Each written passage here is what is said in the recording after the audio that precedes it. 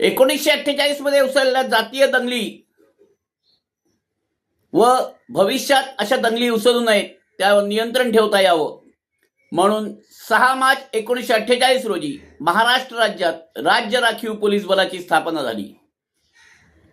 गट क्रमांक 1 पुरंदर किल्ल्यावर स्थापन होऊन 1950 मध्ये पुणे येथे स्थलांतरित झाला आणि आज 2026 पर्यंत राज्य राखीव पोलीस बलाचे 19 गट, राज्य राखीव पोलीस बल प्रशिक्षण केंद्र 29 व 2 राज्य आपत्ती प्रतिसाद दल असा अवाढव्य प्रसारा वाढलेला आहे.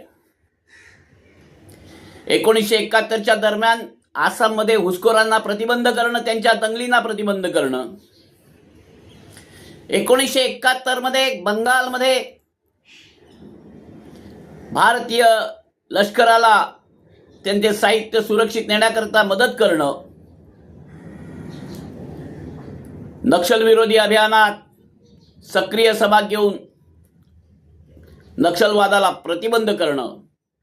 भारतात अनेक ठिकाणी घडणाऱ्या कायदा व सुव्यवस्थेच्या प्रश्नांवर दंगल प्रतिबंध व कायदा सुव्यवस्था राखणं याकरता राज्य राखीव पोलीस बल कार्यरत आहे. या कार्यात राज्य राखीव पोलीस बलाच्या अनेक पोलीस अधिकारी अंमलदारांनी हौतात्म्य पत्करले. किमान 2 दिवस व जास्तीत जास्त 6 महिने आपल्या परिवारापासून दूर राहून